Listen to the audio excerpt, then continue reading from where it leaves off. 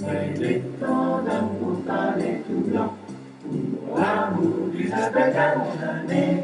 On pourrait pas tous les jours parler d'amour, tout d'amour, tous les jours y aller. Mais les temps d'amour parlaient blanc tout blanc, pour l'amour d'une belle dame année. On pourrait pas tous les jours parler d'amour, tout d'amour, tous les jours y aller. Bonjour, je m'appelle Martin Winkler, je m'appelle Marc Zaffran en réalité, et je suis un écrivain professionnel, écrivain VANT, et on m'a demandé de vous parler d'écriture, de narration, de comment travailler un roman ou une nouvelle, en tout cas une fiction. Et aujourd'hui, je vais commencer par cette première vidéo par un sujet assez général qui est comment on se lance? Par quel bout il faut prendre ça? Comment il faut commencer quand on veut écrire? Alors la première chose que je tiens à dire, c'est que il n'y a pas de qualité particulière à avoir pour écrire. L'écriture, c'est beaucoup de travail.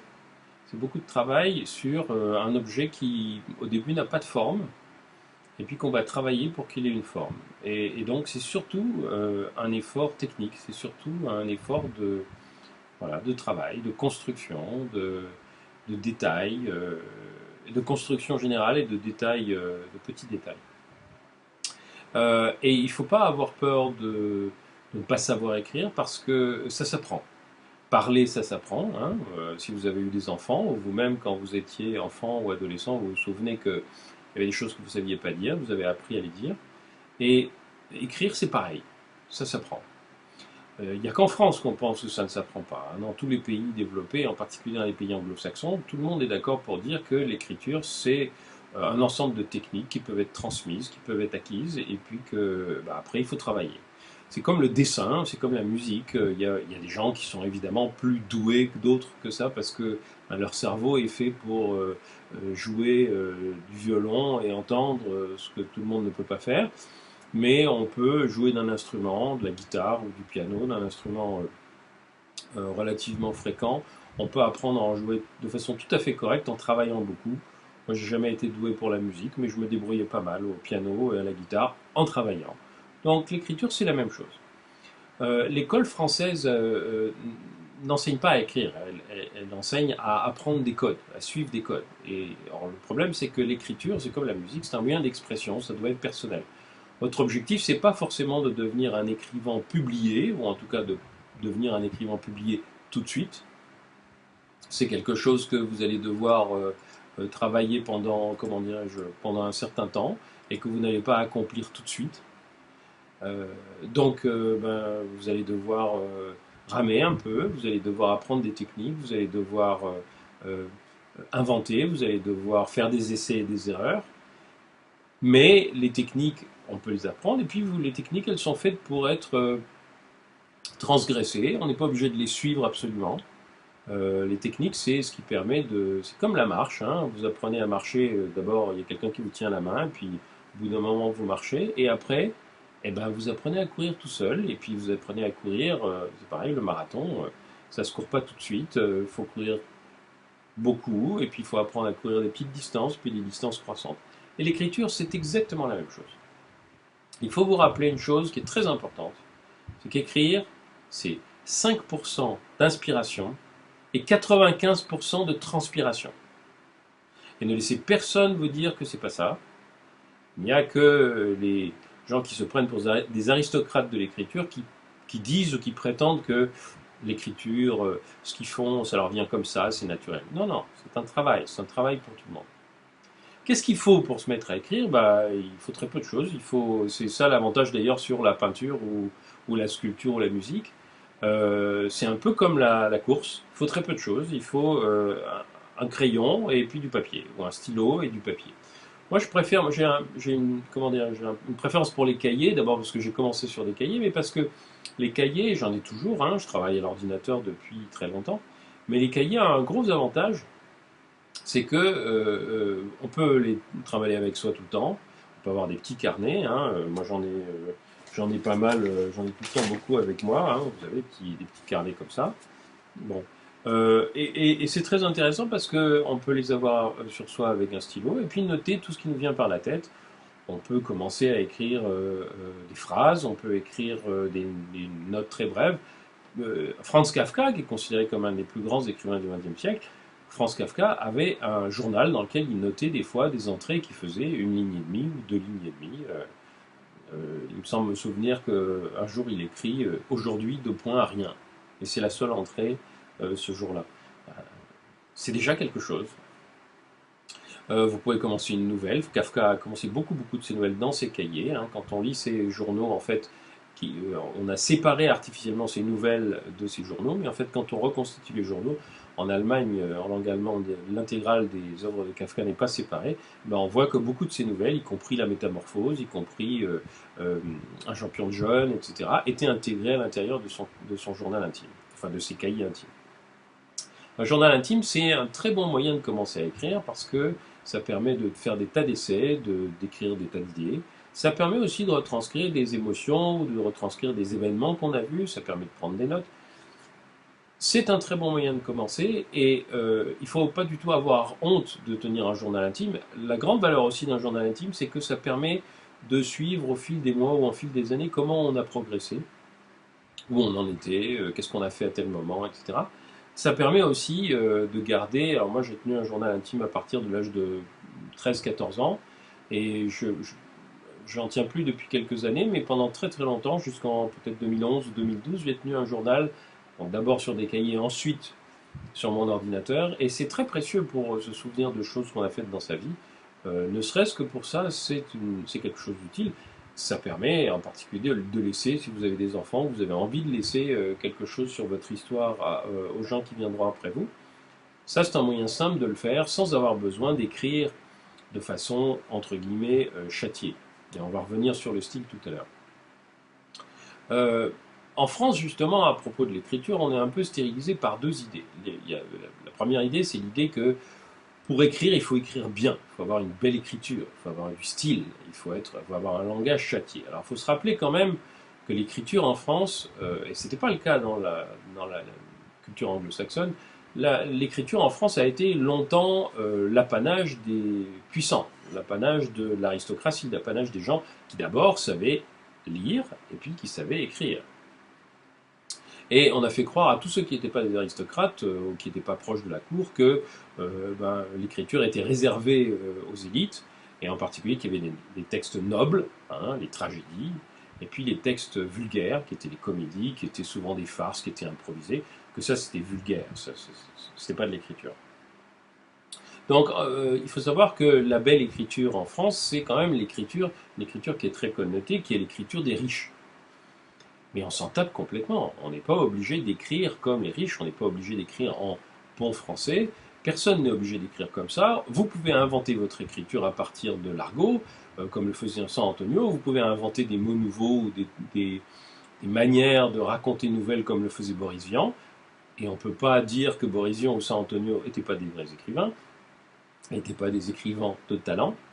On peut même écrire, pourquoi pas, un roman en style abrégé, avec des entrées de 141 caractères comme dans Twitter, ou bien des abréviations comme dans les SMS. On a le droit de tout faire. Alors, et ça m'amène à la deuxième idée par laquelle on essaye de stériliser les gens qui écrivent en France, c'est la question de l'originalité. L'originalité, ça n'existe pas. Tout ce que vous allez vouloir aborder, ça relève de l'expérience humaine, donc forcément, c'est quelque chose qui a déjà été abordé sous une forme ou sous une autre, par quelqu'un d'autre. Et ça n'a strictement aucune importance. Pourquoi ? Parce que ce qui compte, c'est pas que ce dont vous parlez soit original. L'originalité, elle tient à la manière dont vous allez le raconter. Ce que vous allez raconter a sûrement été raconté par quelqu'un d'autre, mais personne ne va l'écrire et le raconter comme vous. Et c'est la même chose qu'un peintre, hein. Pensez aux peintres, pensez à toutes les natures mortes de peintres célèbres que vous connaissez, une nature morte de Rembrandt, une nature morte de de Manet, une nature morte de Cézanne, c'est toujours une nature morte, hein, il y a toujours une pomme, un pot, une fleur, etc. Mais c'est pas peint de la même manière. Un nu, peint par un tel ou un tel, un cheval, c'est toujours un cheval, mais il ne sera pas peint de la même manière. Et vous, c'est la même chose. Il faut garder à l'esprit que personne n'écrit comme vous. Personne n'écrira comme vous. Donc ne vous posez pas la question de l'originalité, c'est pas une question pertinente pour écrire. Ce qui compte, c'est le travail que vous mettez dedans et ce que vous mettez de vous-même à l'intérieur. Même Léonard de Vinci, hein, il a dû bosser. Il n'a pas commencé à faire des peintures extraordinaires à l'âge de 5 ans, c'est pas vrai. Il a dû travailler. Il avait envie de travailler, il l'a fait et il a acquis une technique qui s'est faite, mais il a travaillé. Alors, vous allez me dire, oui, mais moi j'ai trop d'idées, je ne sais pas par quoi commencer. Il faut commencer modestement. Il faut commencer par un petit dessin. Il ne faut pas commencer par faire la Joconde ou la chapelle Sixtine. Hein. La Joconde, on l'a fait quand on a 25 ans de peinture derrière soi. La chapelle Sixtine, c'est la même chose. Donc, il faut commencer modestement. Et modestement, ça ne veut pas dire que c'est rien. Tout texte prépare le texte suivant. Encore une fois, c'est comme si vous vouliez courir un marathon. Un coureur de marathon, il ne commence pas par courir le marathon. Il court d'abord 1 km, 2 km, 3 km. Après, il fait des 5 km, il en fait plusieurs. Après, il fait des 10 km. Ça se prépare, un marathon. Et voilà, si vous voulez écrire un roman, il faut savoir que c'est un marathon. Il faut que vous appreniez à courir sur des courtes distances. Et il faut apprendre à maîtriser votre course. Donc, à maîtriser votre écriture. Alors, il faut vous entraîner. Il faut vous entraîner donc à écrire, écrire des textes courts. Et ça peut être, encore une fois, une entrée de journal, ça peut être un conte, un mini-conte, ça peut être ce qu'on appelle une fable express, hein, c'est une petite histoire avec un calembour à la fin, Gottlieb faisait ça beaucoup. Ça peut être une nouvelle, réécrire en très court une nouvelle que vous avez lue, ou réécrire en très court un roman que vous avez lu. Faire une sorte de résumé du dernier roman que vous avez lu en une page. En faisant comme si c'était une histoire que vous aviez inventée. Ça peut être écrire quelque chose qui vous est arrivé. Prenez les exercices de style de Raymond Queneau. Raymond Queneau fait, je ne sais plus combien, mais 95 ou 96 exercices de style à partir d'une toute petite scénette qui est en fait quelque chose qu'il a vu dans la rue. Il a vu un type dans le bus et puis ensuite il l'a revu dans la rue. Et il réécrit ça 96 fois dans un style différent. Et c'est exactement la même histoire à chaque fois. Et ça fait tout un livre qui s'appelle Exercice de style, je vous le recommande. Vous connaissez un personnage formidable dans votre entourage, faites un portrait de ce personnage. Conan Doyle a inventé Sherlock Holmes, mais il a inventé Sherlock Holmes à partir de quelqu'un qu'il connaissait, et il a pris comme modèle un de ses professeurs qui s'appelait le docteur Joseph Bell, et puis il a inventé Sherlock Holmes à partir de ce personnage. Regardez autour de vous. Réécrivez une histoire que vous avez aimée, encore une fois. Hein, comment dirais-je, James Joyce a écrit Ulysse à partir de quoi? Il s'est dit, je vais réécrire l'Odyssée d'Homère, mais ça va se passer à Dublin, et puis Ulysse, c'est Léopold Bloom qui se balade dans Dublin, et je vais transposer les événements, les aventures d'Ulysse sous la forme des aventures de Léopold Bloom. Et puis il y a une femme qui est Pénélope, qui est Fanny Bloom, qui l'attend, et c'est la femme qui l'attend, qui en fait raconte la fin de l'histoire, tout à fait comme Pénélope assiste au retour d'Ulysse. Moi-même, j'ai fait la même chose quand je voulais absolument raconter mes études de médecine, mais je ne voulais pas réécrire mon expérience, transposer mon expérience, je ne voulais pas écrire des mémoires, et j'ai longtemps cherché une solution pour écrire ça, et puis j'ai eu une idée. Je voulais écrire un roman épique, un roman d'aventure, un roman de formation, un roman d'amour, un roman politique et un roman sur l'amitié. Puis je me suis dit non, je ne vais pas pouvoir parce que personne n'a jamais fait ça, c'est pas moi.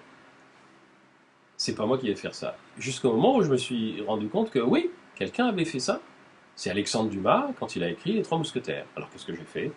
J'ai transposé Les Trois Mousquetaires sous la forme des aventures, enfin de la formation d'une demi-douzaine d'étudiants en médecine dans une faculté de médecine en France, imaginaire, dans les années 70. Et c'est devenu mon roman Les Trois Médecins. Jusqu'à ce que j'ai cette idée, qui est une idée un peu saugrenue, mais qui m'a fait beaucoup rire et qui m'a beaucoup excité. J'étais incapable d'écrire un roman sur les études de médecine. et je l'ai fait à ce moment-là. Donc vous voyez, vous avez beaucoup de possibilités. N'hésitez pas, encore une fois, à reprendre des histoires qui ont déjà été faites. Si vous connaissez la comédie musicale West Side Story, ça n'est jamais que la transposition de Roméo et Juliette, et vous avez sûrement vu le Roméo et Juliette de Baz Luhrmann. Regardez comment il le fait, hein. C'est la pièce de Shakespeare avec le texte de Shakespeare, mais c'est pas fait du tout comme Shakespeare parce que c'est transposé à Miami, en Floride, à l'époque contemporaine, et c'est tout à fait extraordinaire parce que c'est tout à fait personnel. Vous pouvez aussi utiliser des histoires que vous avez lues dans les journaux. Pour un de mes romans qui s'appelle Mort in vitro, j'ai repris une affaire criminelle qui s'appelle l'affaire Lucé, qui est une affaire qui a eu lieu dans les années 80, qui est la mort d'un grand, comment dirais-je, d'un grand fonctionnaire qui n'a jamais été élucidé, et je l'ai transposé dans un roman parce que ça m'avait beaucoup fasciné, cette histoire. Vous pouvez par exemple décider, vous avez lu un roman puis vous n'aimez pas la fin. Et vous dites non, cette fin elle ne me va pas, et ben vous réécrivez la fin. Vous dites en 10 pages, je vais réécrire la fin du roman tel que je l'aurais vu moi. Vous pouvez reprendre une histoire par exemple que vous avez entendu un de vos enfants raconter ou un de vos amis raconter, ou votre grand-mère, et que vous trouvez passionnante. Moi j'ai réécrit à plusieurs reprises une histoire que mon père m'avait racontée, qui est une sorte de conte fantastique, qui pourrait être du Maupassant, mais qui était un conte que lui-même avait entendu de ses parents et de ses grands-parents. Et je l'ai transposé sous la forme d'un conte pour enfants. Vous pouvez évidemment raconter un rêve que vous avez fait. L'essentiel, et ça c'est très important, l'essentiel, c'est que vous écriviez quelque chose qui vous fait plaisir. Et c'est pour ça qu'il ne faut pas commencer par le grand œuvre, le roman du grand tout, le grand livre que vous voulez faire, parce que vous n'allez pas y arriver, tout simplement parce que vous manquez d'expérience. Que l'expérience, il n'y a que vous qui pouvez l'acquérir. On ne peut pas vous la donner. On peut vous donner des trucs, on peut vous donner des techniques, mais l'expérience, on peut vous dire comment frotter l'archet sur le violon, mais si vous voulez jouer juste, il faut que vous frottiez vous-même. Ce n'est pas le prof qui va frotter à votre place. Pour l'écriture, c'est la même chose. Donc il faut commencer par faire quelque chose qui vous fait plaisir. Quand j'ai appris à faire du piano, quand j'ai appris plutôt à faire de la guitare parce que j'ai appris tout seul, j'ai commencé par chanter, par jouer les chansons que ça me faisait plaisir de jouer, c'est-à-dire des chansons de Brassens ou des chansons des Beatles, parce que ça me faisait plaisir de reproduire ça. Et là c'est pareil. Il faut que vous vous mettiez à écrire des choses qui vous fait plaisir d'écrire. Et vous pouvez vous inventer, il y a beaucoup de livres pour ça, mais vous pouvez vous inventer ce qu'on appelle des contraintes. C'est-à-dire faire quelque chose en une page qui soit, par exemple, je ne sais pas, par exemple à mes étudiants de l'atelier d'écriture à McGill, qui sont des étudiants en médecine, je leur demande souvent, chaque année, je leur demande, écrivez-moi la 4e de couverture d'un roman harlequin médical. Ça les fait beaucoup rigoler parce que personne ne leur a jamais demandé ça, et donc ils vont chercher, ils vont lire sur le site d'Harlequin les 4e de couverture des romans harlequins médicaux, puis ils inventent une histoire, ça les fait beaucoup rire. C'est pas très long, une 4e de couverture, c'est une demi-page, une page maximum, et ils inventent des choses tout à fait extraordinaires. Ça peut être une contrainte. Vous pouvez aussi, bien entendu, travailler avec vos souvenirs d'enfance. Un exercice que je donne souvent et qui marche souvent très bien, c'est le suivant. Racontez un de vos meilleurs souvenirs d'enfance, mais du point de vue de quelqu'un d'autre. C'est-à-dire, imaginons que vous avez passé une après-midi à la campagne. Alors j'avais donné ça par exemple à un groupe, à un atelier d'écriture, et une des membres de l'atelier d'écriture avait raconté une après-midi chez une amie quand elle avait 12 ou 13 ans. Et puis elles étaient tout simplement en train de s'amuser dans le jardin, il ne se passait rien de très extraordinaire, et la mère est sortie avec un plateau et du jus d'orange sur le plateau, et à ce moment-là, comme elle passait près du mur, un lézard a grimpé le long de son short, à l'intérieur de son short, et évidemment, elle a fait ça, elle a fait sauter le plateau en l'air, etc., et tout le monde s'est mis à rire. Et la jeune femme qui a écrit ce souvenir l'a raconté du point de vue du lézard. Vous voyez, il faut que vous trouviez une manière de faire quelque chose à partir d'un matériau qui peut être le vôtre, mais quelque chose qui vous fasse plaisir. Comment est-ce qu'il faut trouver du temps pour écrire? Il faut vous en donner. Il vous en donner. C'est-à-dire que si vous êtes un grand lecteur ou une grande lectrice, on écrit bien surtout quand on lit beaucoup, et ben prenez un peu de temps de lecture pour écrire. Et écrivez une page par jour. Au bout de 30 jours, vous aurez 30 pages. Au bout de 365 jours, vous aurez 365 pages. Il est probable d'ailleurs que vous écrirez plus que ça. Voilà. Voilà pour le moment. On verra plus de détails dans les vidéos qui viennent. Et souvenez-vous, hein, il y a 3 choses qu'il faut vous rappeler. Premièrement, il faut vous faire plaisir. Deuxièmement, ce que vous avez à écrire, personne d'autre ne peut l'écrire comme vous. Et troisièmement, l'écriture, c'est 5% d'inspiration et 95% de transpiration. Allez, bonne soirée, merci de votre attention, et puis à très bientôt.